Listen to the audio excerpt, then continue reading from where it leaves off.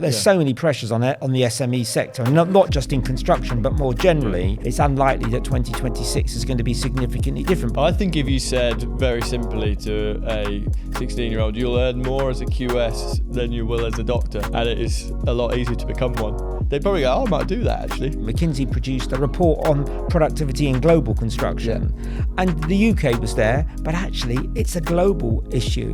And part of the problem, and we may come onto this separately later, is Hello and welcome to episode 252 of the Own the Build podcast with me, Paul Hemming. If you go down to the show notes, you will get access to the 3 ebooks we wrote, including the latest, Mastering Construction Procurement, Strategies for Supply Chain Integration, Tendering and Commercial Success. Off the back of all the amazing Own the Build interviews that we've done with our guests, it's a procurement masterclass. The book was written by me. It's completely free. What are you waiting for, guys? Go and download it. So, I am delighted to be in the studio today, largely because my guest is going to be great, but also because it was vile and windy outside. It's lovely and warm in this studio. I am joined by Simon Rubinsohn, who is the Chief Economist at the RICS. And today, we're going to be looking at the skills shortage for QSs, as reported in the RICS report in 2025. And we will also be looking at the outlook for 2026. Simon, I need to take a breath. Welcome to Own the Build. How are you doing? I'm good, thank you, and thank you very much for inviting me over here. The pleasure is all mine. I'm a former North Londoner. You are a North Londoner. So, you know, I think we'd have crossed paths before. We possibly would have Exactly. done, yeah. Although you're a few years younger, I'll have to confess that. You would have been cycling past me, I reckon, at great pace. But now the reverse is true, I think, sadly. I'm not sure. Definitely not now, that's for sure. So, on today's show, what we are this conversation, if you like, was inspired by the RICS's report about the skill shortage, particular to the QS cohort. And so I want to focus in on that with you in the first half. And then, given it's January, I want to have a little bit of a think about what the outlook is for construction through 2026. And as the Chief Economist, you are going to enlighten us, is what I would say. My first question for you is, what does the Chief Economist for the RICS do? That's a good question, actually, and I think many of my colleagues must wonder the same thing as well. What are you up to, Simon? How do I spend my day or days, week after week? Look, the sort of agenda is pretty wide in terms of my focus at RICS. Mm-hmm. One of the key things, and I suppose this is when I came in, what it was all about, was trying to gather insight from members that we packaged in these surveys. You referenced, I think, just the outlook for this year. Mm-hmm. And indeed, a lot of the insights or our views around the outlook get conditioned by these surveys. We do one for commercial, not the focus of today's conversation, but we do one. QSs, we do one on construction, mostly completed by QSs, not exclusively, but mostly by QSs, and we do one on residential. So we're always trying to gather insight. Now, what is that insight for? Well, partly it is to engage with key stakeholders, and that will include government, so policymakers. It will include the media, who will want to pick up on some of the reports. It will involve working with sort of other organisations who have similar interests. Yeah. They may be trade associations, they may be professional bodies, but it's about collaboration, which is so important, I think, in this sector. So a lot of it is about gathering insight, but it's more than that. It's actually leading in some of the conversations with stakeholders. It's sort of working with our strategic plan, trying to help develop it, think about budgets, and where does the macro fit in with RICS plans, whether it is about membership or commercial. So a fairly broad range of different things. And that covers like UK outlook, global outlook. What was the inspiration beyond the obvious for talking about the skills shortage in surveying? I think that the one of the principal reasons is you do hear a lot about skill deficiencies, not just in the UK, actually. It's a global issue. But, you hear a lot about it. And when it comes to the construction sector or the built environment, you hear a lot about, and I don't mean there's any way disparaging, you hear a lot about trades. Yeah. And that's their, great jobs. But, you hear a lot about bricklayers, plumbers, etc. Absolutely. You hear something about more general professionals in the built environment. You rarely see very much insight around the role that surveyors play and, the extent... The key role. Well, an important role, certainly. An important role. Oh, we don't even get key. And certainly within that, the fact that there are, using your word key areas of shortage within the surveying profession. Now, when we did this skill survey, it wasn't solely about QSs, as I'm sure you can imagine. It was about the broader range of members that we have covering a range of surveying disciplines. Yeah. But undoubtedly, QSs and construction was a really important part. Said with a lovely wry smile there, Simon.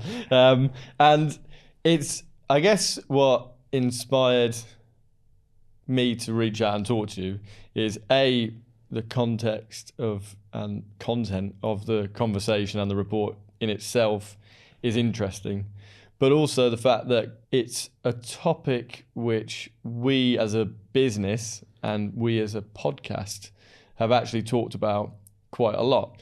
Now, for context for you, we talk about it as a business quite a lot because in effect, the software product that we have built at C-Link is kind of designed to save QS's time, right? And in saving QS's time, you unlock their time, they can do more, right?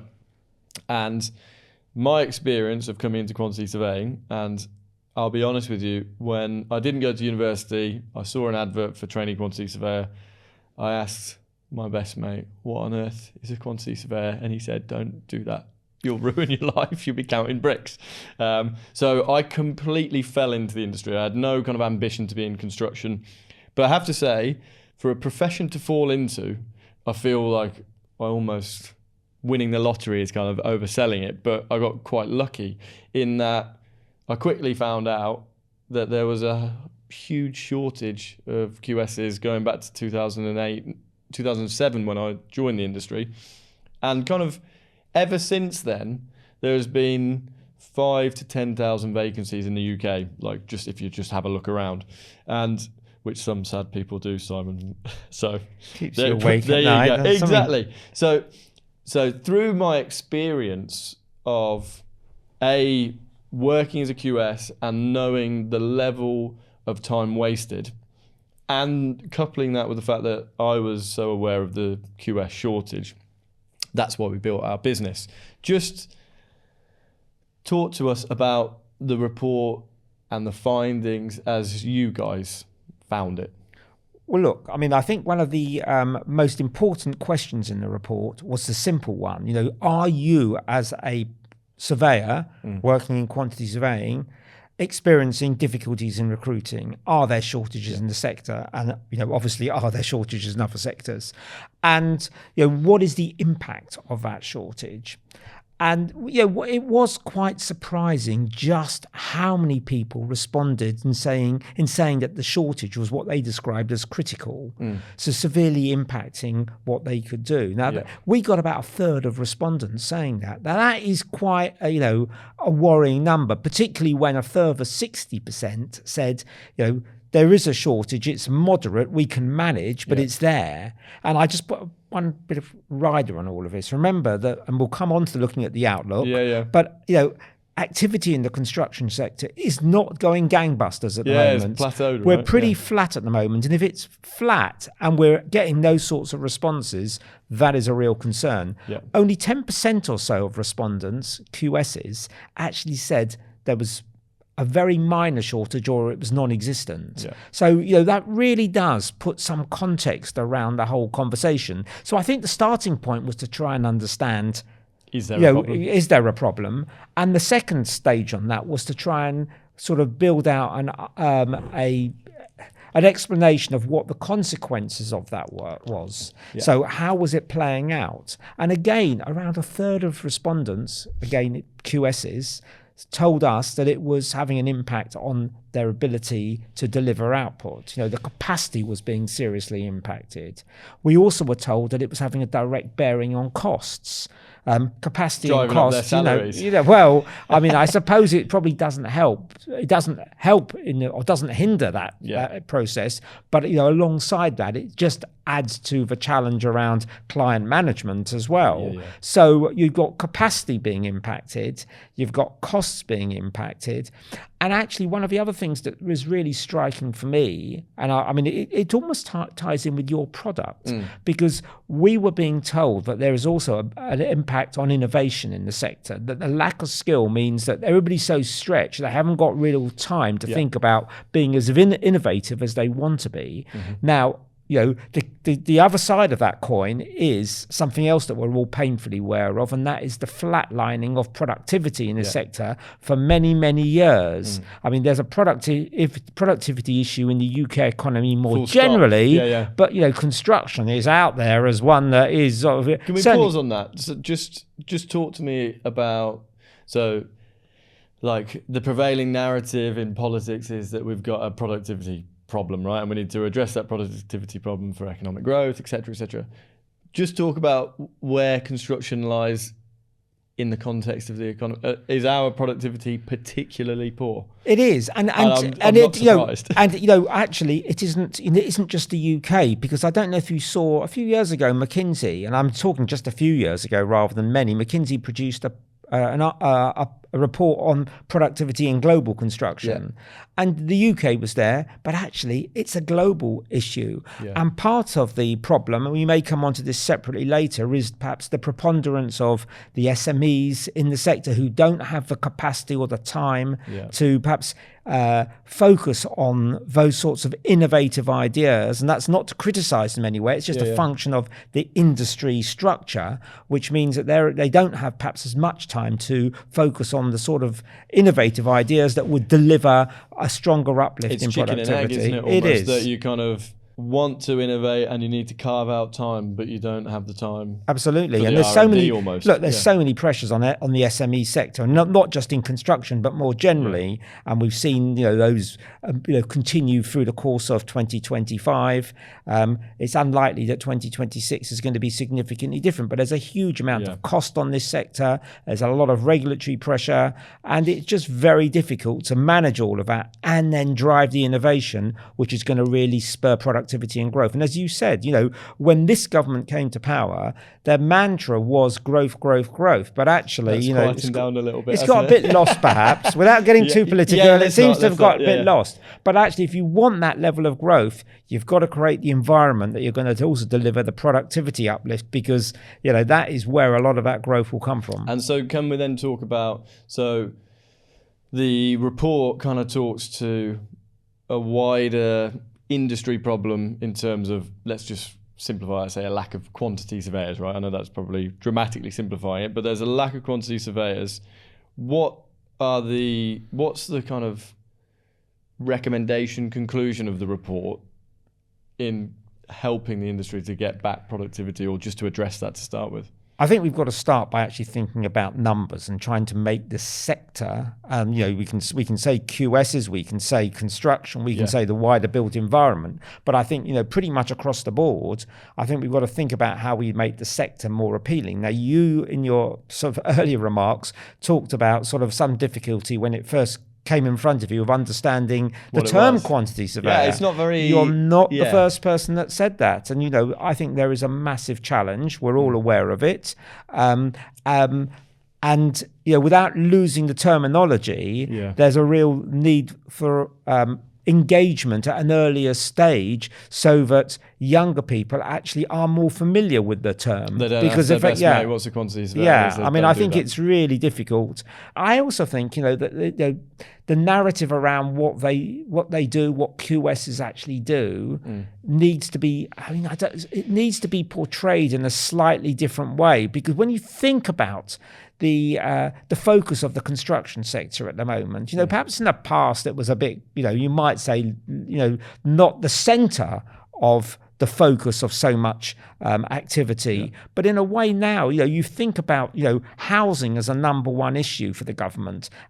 either government, any government, it's going to be a number one issue. There's a problem. Yes. You think about the infrastructure, it is a number one issue. We talk about this all the time. Like, there is, like, construction is kind of negatively seen by, if you kind of said to, I've talked about this on this show and on another show as well, if I said to you I work in architecture, or if I said to you I work in engineering, there's kind of a bit of a gravitas to that, right? Whereas if I say to you I work in construction, there's almost like a negative perception almost of that. But together with architecture, together with engineering, we are the ones kind of delivering. We've just been walking through London together, right? Delivering these amazing projects, delivering kind of the world that we live in, delivering new houses, delivering the infrastructure. But that story is never told. Like, the story, if you say construction, oh, it's a bit dirty and grimy, isn't it? It's like, no, it's not. It's the Shard, it's that new housing estate, it's that amazing bit of infrastructure in your local town or something like that. But it isn't celebrated, it's downtrodden. So you kind of, even before you start to break down, in my opinion, what does a QS do, you have to fight the stigma of construction. Do you see unfortunately, construction has an image that is dirty rather than that is shiny. Yeah. I mean, before moving to RICS, I worked in financial services, most recently at Barclays in Canary Wharf. Well, that was very shiny, and there's no mistaking. Who built Exactly. No, absolutely. And that's the point. It's, you walk in construction, and everyone who is in the industry will think this.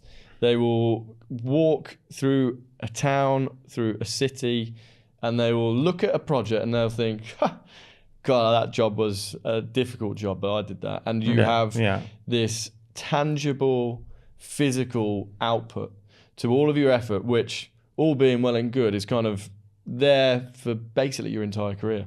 I was told by one of my first managers, we were driving through Birmingham, and he said, they're knocking that job down, and that was my first job. And I was always told, when they're knocking your jobs down, that's time to hang up your boots. Yeah. So, like, it's kind of, I think there is something to celebrate in, because you feel the pride of that project, but that doesn't dissipate into the narrative. The narrative is it's dirty. That's the first word on the. It is, and I think the point you make is so valid that you sort of almost lose sight of what is being created in the process. And I think that's a challenge, isn't it? You think of kids at school, perhaps 15, 16-year-olds, and they probably have no conception of what a surveyor is, what a quantity surveyor is, and certainly what goes into what the excitement around creation around, whether it is new towns, for example, or the opportunity to be involved in some of these projects.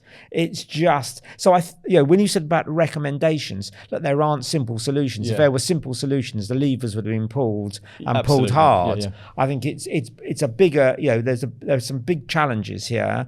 And you are competing, and it is a competitive world. You're competing against other professions that seemingly, on the face of it, superficially are more attractive. And remember, so much somehow. Other industries manage to craft a news agenda which isn't quite as negative. You might think the financial services news agenda would be mired in negativity. I'm not sure people love bankers. They don't love them, but actually, when it comes to development and the narrative. All I hear, HS2, another problem with HS2. Well, look at their overruns on the costs here. So somehow, what gets into the news and it's cowboy cycle? Builders, isn't it? Everyone's got a story of a cowboy builder in their house done something bad, and it's kind of like, and this is overgeneralization, don't get me wrong, but it's almost like the narrative of the domestic builder who doesn't do a good job, and that is a sweeping statement. There are many that do good jobs. Kind of caricatures commercial construction, the Shard, all of those jobs that we've just talked about, in the same. Absolutely, and I think that I think putting my RICS hat on very firmly. Clearly, the whole purpose of the sort of accreditation program is that these individuals who have acquired the professional qualification as QSs are acting in a way that is consistent with the RICS's regulatory framework, its public interest remit. Yeah. They are, we're not going to say there will not be, individuals who don't necessarily meet the higher standards, but generally speaking, we're talking about a professional qualification which delivers, a quality product. And I think that, this does sort of get overlooked in all the negative stories about, as you say, bad builders, or project overruns on, what were... all of our taxpayers' money down the drain because construction's failed again. God, that's a rhyme. I'm going with that. But I'm interested to understand, so from an RICS perspective, and it might be unfair to ask you this question because it's a broader question, but so my experience was I was a quantity surveyor, but I was a quantity surveyor for a subcontractor. So my career path before I left to set up a C-Link was, subcontract trainee QS, assistant QS, so on and so forth. You kind of climbed the ladder. And as a subcontract QS, it wasn't necessary for me to go and get an RICS accreditation, if that makes sense. It just isn't part of that path. For a main contract QS, slightly different. For a consultant PQS, absolutely. It kind of follows that path. Notwithstanding that, whether you're a sub-EQS, a main contract QS, or a PQS, I think that quantity surveying is like such an exceptional profession to fall upon, as I did, right? Going back to my story, I accidentally became a QS, because you could be a PQS or you could be a QS that goes the PQS route. That route is an exceptional route. You can basically go anywhere in the world with that qualification and you'll be invited in warmly. Like, it's something that people want, like other countries need it, so it's kind of a passport to the world. So that route is amazing. You could go a sub-EQS route and earn good money. You could even, there's QSs who end up setting up their own subcontract businesses. You could go a main contract QS route, and quite often a main contract QS route ends up with, going into claims or adjudication. Like the paths to kind of a great career starting as a trainee QS at any of those three segments is exceptional. And so there's so many who are freelance and have got flexibility, or have set up a QS consultancy, or have done what I've done. And as the RICS, this is like, how do we tell that story? Because generally, there's a skill shortage and we need to do more for the younger generation. But like, how do we make it tangible so that Paul Hemming, when he asks his best mate, do you know what a quantity surveyor is? And he says, don't do that, you'll be counting bricks. The actual response is, but look at all these options. Like, it's actually an amazing career path. Look, I think that you're right that we've got to think about the narrative, the way that we actually convey this messaging. It's not an RICS problem on its own. It's not a business problem or government problem, but I think the combination of business, academia, government, and the RICS coming together is a really important way in which this problem will over time be addressed. One of the things that we asked respondents in the survey, and we've had subsequent sort of roundtable conversations with younger cohorts of individuals who are embarking on the profession, some who are perhaps just not quite there yet, some a bit older than that. But we've had a number of roundtables with different age groups, and we're trying to understand what it is, the messaging that will actually land. Certainly more needs to be made. Look, people talk about apprenticeships all the time, and absolutely, we've got to think about how we manage apprenticeships. And in fact, just thinking about the recent announcements about the greater opportunity for funding of apprenticeships for SMEs is a positive plus point. Sometimes one finds it hard to find to observe something tangible in government policy that is really helpful. But that's not that's a nice step in the right direction. But obviously, obviously that's one step, and a lot more is required. But apprenticeship's very much up there. The sort of feedback we got sort of also revolved around more mentoring, thinking about the courses at universities so that they are perhaps, more fit for purpose. Perhaps some of them are looking a little bit tired. In some cases, there aren't sufficient courses, perhaps. Yeah, and on that, again, I've spoken about this with lots of people on the podcast. As a subcontract QS, the quantity surveying degree was largely irrelevant to my day to day. Yeah, it spoke to the PQS probably 90%, spoke to the main contract QS maybe 50%, and spoke to the subcontract QS 5-10%. Like, it was relevant, and it was like a necessary thing for me to do to get to a certain level. But I coupled it with working 4 days a week.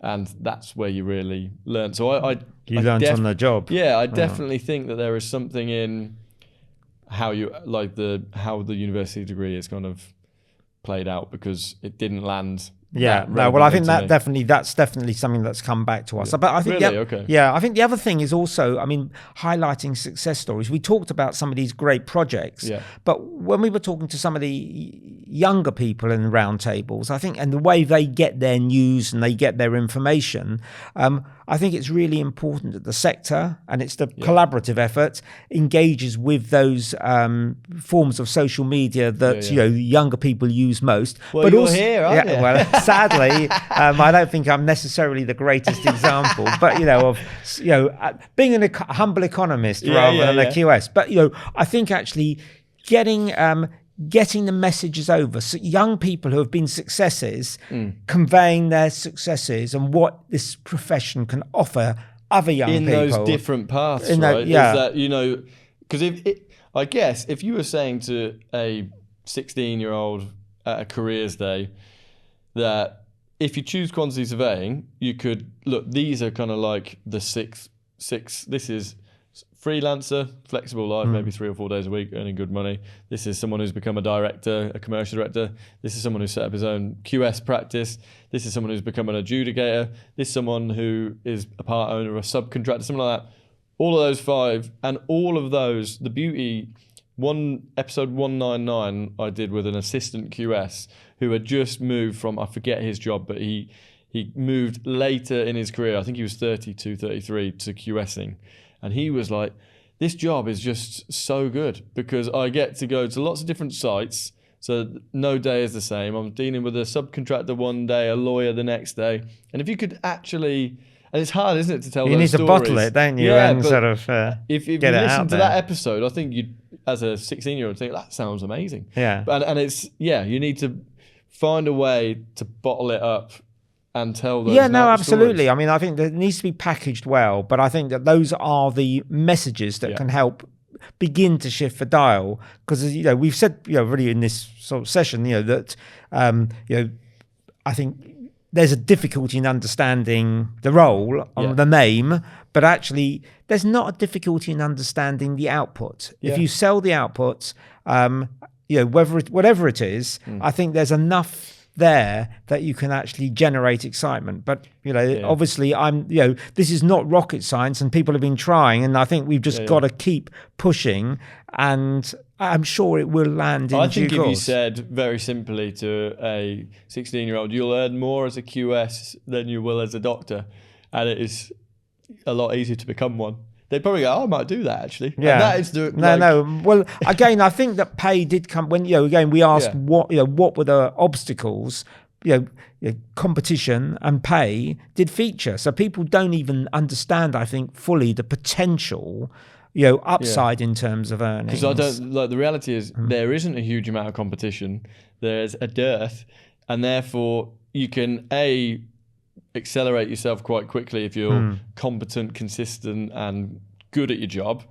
And also there isn't a huge amount of competition. So you then, in the later stages of your career, have the flexibility on freelance, you have the flexibility on setting up your own contractor, or just kind of getting yourself a good salary. So I honestly don't know why there isn't more people chomping at the bit. And maybe it is quantity surveyor. It sounds so I don't know. I mean, there are other areas within surveying which I think are at least as challenging. So but I take on board quantity surveyor though. The term. I've made a joke like trying to explain to a woman in a bar when I was in my 20s that I was a quantity surveyor is quite a difficult task. Yeah, no, and you're probably not going to try and spend all night doing it either. I think you might have, exactly. So I told you I might get a bit passionate about the skill shortage because it is something that we've talked about a lot. But I think that we have covered a lot there. One thing I want to just add, and that is that, when we did this was a global survey, and I think I might have mentioned already, but the responses globally weren't that different. The UK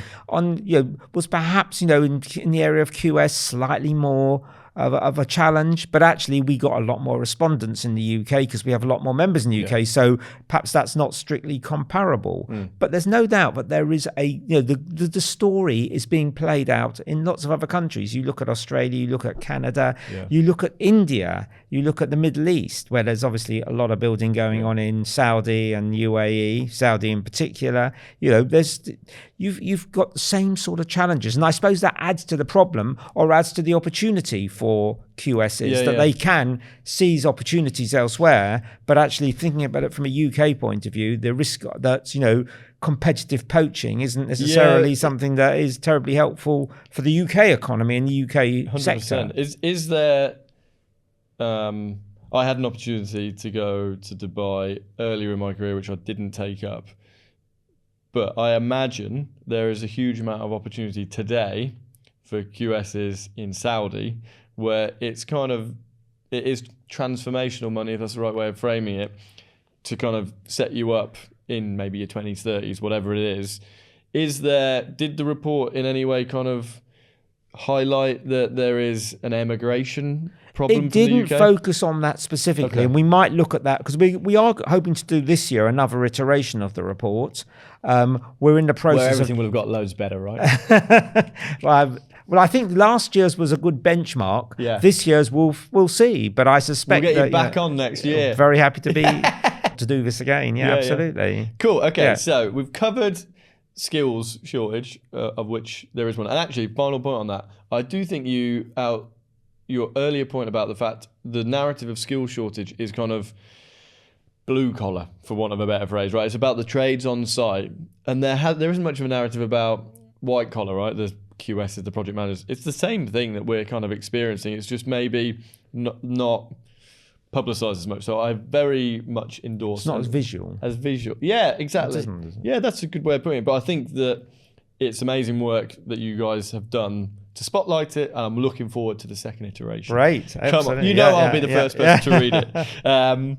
So the next thing I kind of want to talk to you about is the global and UK construction outlook. I'm much more interested in the UK, as you can imagine. But it would be interesting just to kind of understand it's the RICS's Construction Monitor.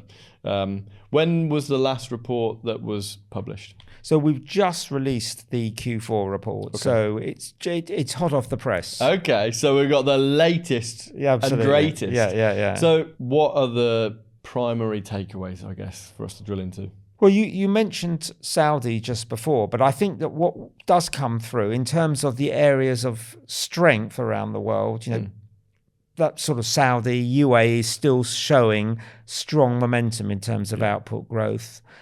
India still solid. I mean, one of the interesting stories was that sentiment, and remember what we're tracking with these surveys is sentiment really rather than hard data. What does that mean? So we will ask, are you seeing an increase in output in housing or in infrastructure or in sort of commercial construction? And we will then take a net balance. We will say we'll take away those who are saying they're seeing a decrease from those who are seeing an increase, and you'll get that number plus or minus. Now, actually, these net balances are fairly standard way of doing sentiment, and they are, pretty good lead indicator of what's happening in the real world. And because construction data is sometimes seen to be perhaps not as the statistics struggle from just accumulating the information and simulating which it. Statistics? Well, for example, in the UK, I mean, there's a lot of debate about the quality of the construction output data From the ONS? Yes. Is there? There is. And part of it is to do with the deflator. There's some technical issues here. So one of the issues is the deflator, the price deflator, because what you're doing initially is to create. We are getting Economist-y now. I'm enjoying this. Exactly. Now you asked for it. Yeah, get it. Yeah. Here we are. But you get a nominal figure for output, and then you take the price off. How much of that is price increase, and you're left with a volume. Yeah. But I think there's some debate, particularly around repair and maintenance in housing, about the deflator and whether it isn't fully capturing what's going on there, which might mean that the output data is being exaggerated. So that's one issue. But actually, the other one has to do with survivor bias. So you're asking companies who have survived what's going on. You're not capturing the ones that have gone out of business. Yeah, okay. So there are some problems in the UK, and there's been a lot of debate about. And there are problems elsewhere. They're not exactly the same, but there are problems about capturing it. So where you have this issue around data quality, sentiment can actually provide quite a useful backup. Yeah. And in fact, the European Central Bank did some work on our data, and they said in their conclusions precisely that sentiment is a decent lead indicator, but actually quite often there are data quality issues or gaps in data. Yeah. And where that's the case, then sentiment is even more important. Okay. Now, it is sentiment. Let's not get away from it. Yeah. But it has an important role to play in trying to understand what's going on in different industries. Yeah, no, that makes a lot of sense. So it's kind of secondary data, which that does make a lot of sense. I hadn't heard it in that context before. Who knew having the chief economist to explain these things would be helpful? I never would have guessed. And so talk to me then about, let's just focus on the UK. Sorry to all our international listeners, but talk to me about UK sentiment. I guess Q4 2025, what is the sentiment for 2026? Well, the 2025 survey was open after the budget. So there was none of that budget uncertainty. Okay. Nevertheless, there didn't seem to be enough in the budget to change the mood music. And the mood music is pretty not flat. enough. It's not one that's going to get you up dancing if we're talking about I don't know. It is definitely, let's sit down and reflect on where things are, and let's, perhaps there are some sunlit uplands coming, but we're not there yet. And certainly when we ask about the forward-looking trends, they are more positive than where we are now. But again, it's sort of incremental rather than as really buoyant outlook. For house building specifically? Well, house building, certainly that's the case. And, I think it's fairly consistent with what I'm hearing elsewhere. Sometimes I talk to house builders and the messaging I'm getting back from house builders is that, they are looking to increase output, but it's difficult for them. They have lots of viability issues. They feel that demand, and I say demand backed by money because there's always demand, but if it's not what we'd call an effective demand as an economist, then if it's not effective demand, they're not going to build out the plots that they have, let alone acquire new plots to build out in the future. So I think there's still some caution, despite the government pulling a lot of levers. And I think, let's be clear, the planning and infrastructure bill is going through. We're getting quite a few new announcements around it. There is definitely a desire, and Steve Reed has made it really clear in that role since he's taken it, that he really wants to get things going. I mean, whether it's 1.5, look, most people are rightly sceptical about it, but I do think we will see an uplift, but it doesn't look, in sort of the 1 year time horizon, that our members are anticipating that they're going to see a marked uplift in workloads. Because it was 1.5 million by the end of Parliament, right? Which would take it to 2030. 2029. 2029, okay. So it takes it to 2029. The sentiment for 2026 is kind of, it feels like we're getting, it's not a disaster, but it's not going to rock the world 2026. Well, does it move on to how do you feel about 2027, 2029? And then, therefore, do you get an incremental positive we don't trends? specifically ask about future years in the survey, but we do have conversations with our members around it. And the feedback I'm getting is that they are anticipating it gradually improving. I think once that planning and infrastructure bill has gone through, once we understand what it looks like, because there may well be amendments and we're not quite sure the final shape. Once we've got it there, it could be, and let's put one more thing into the mix here: lower interest rates. The Bank of England should lower interest rates further through the course of this year. Once we get those costs coming down, it could well be the trigger alongside the planning to get things moving. So I would anticipate the numbers do pick up through the course of the Parliament. 1.5 seems a stretch, but that would still be a good story. And I think even the infrastructure story, I was a bit surprised. We've seen our forward-looking metric for infrastructure workloads, so expectations, still positive, but not as positive as it was. As you'd imagined. Yeah, look, the 12-month infrastructure workloads indicator is still positive. It isn't as positive as it was. And I'm sort of surprised. We've got this 10-year pipeline that's been announced. It looks quite impressive. Look, only about half of it has government funding attached, so there's going to be a big task in getting the rest of the money on board. We're all aware of the challenges of shoehorning private monies into infrastructure projects. It was tried. It's been tried. It's tried and, let's say, tested. But it didn't necessarily in the UK work in quite the way that perhaps it was envisaged. And getting that risk-return or risk-reward balance right is difficult. Let's not get away from that. We've also got to have the right environment, and that is stability in terms of government, I think, to encourage money into the sector.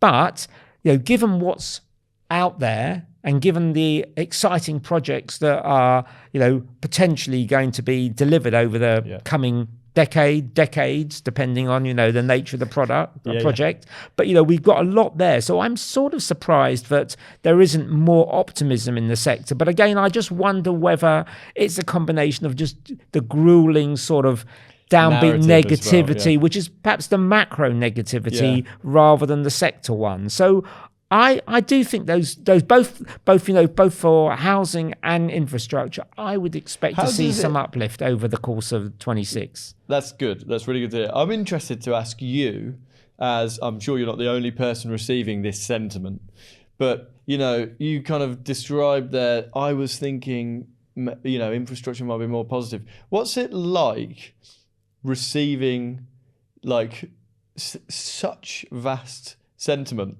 Does it make you think, is it to you I didn't think that is what it would be like? Is it frustrating when you feel like, oh my God, we're still in this more negative space? How do you feel when it kind of all lands and you sat down with your team and you're like, oh, infrastructure isn't too positive?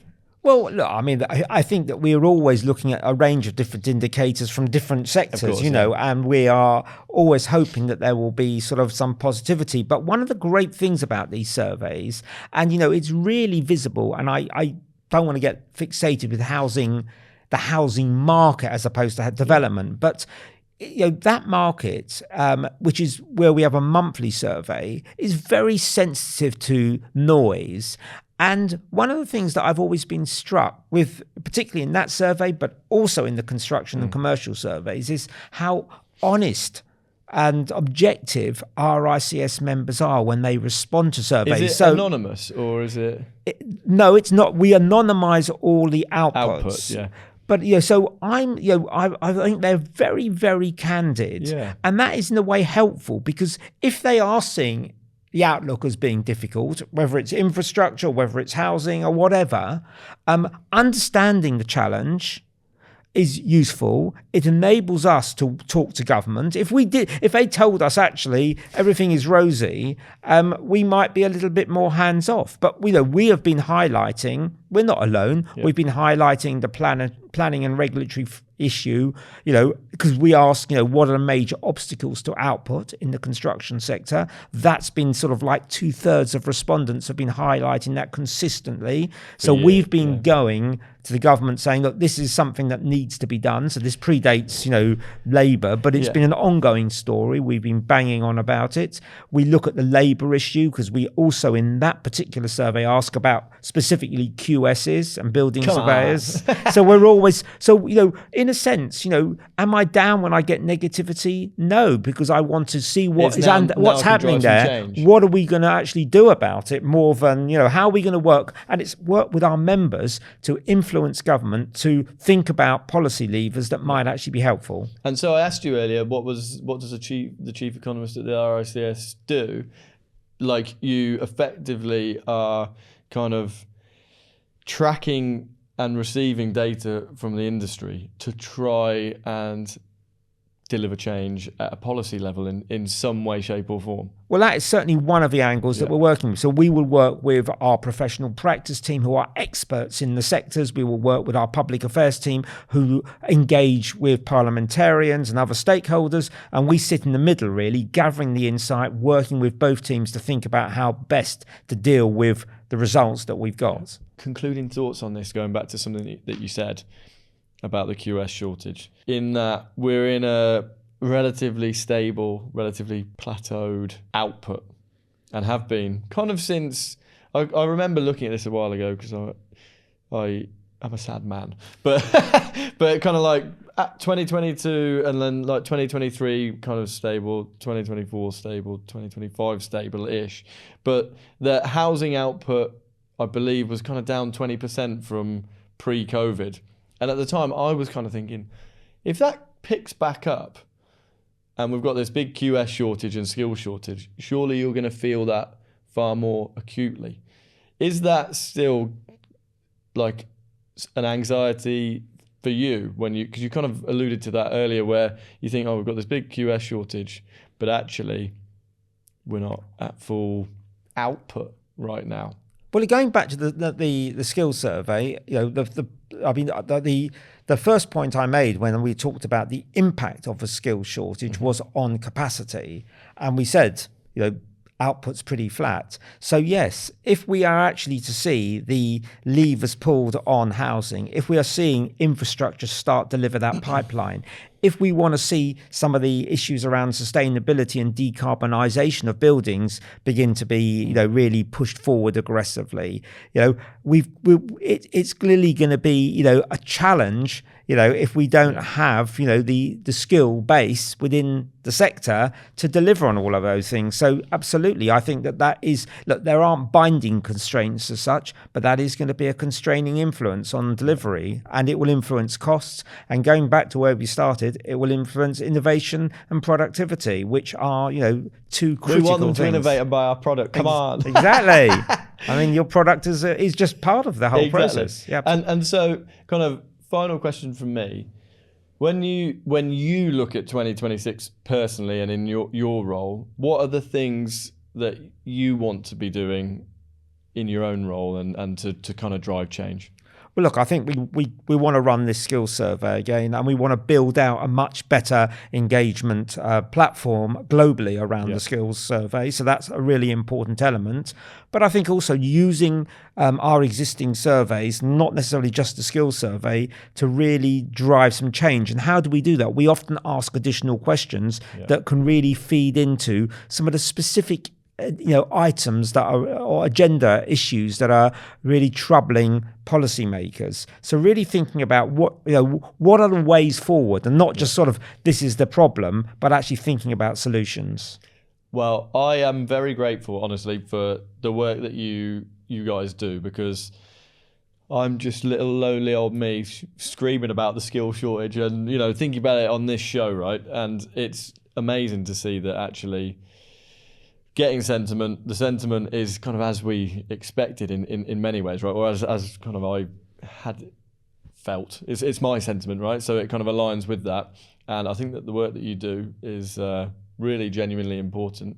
And I am very grateful that the RICS's chief economist came on the show, and you've taught me a lot. So thank you very much for coming on. Well, thank you for having me. I've really enjoyed being here. Lovely. Thank you. Well, I will be back next week, as always. And who knows, Simon may be back next year. Thank you very much, Simon. Thank you very much.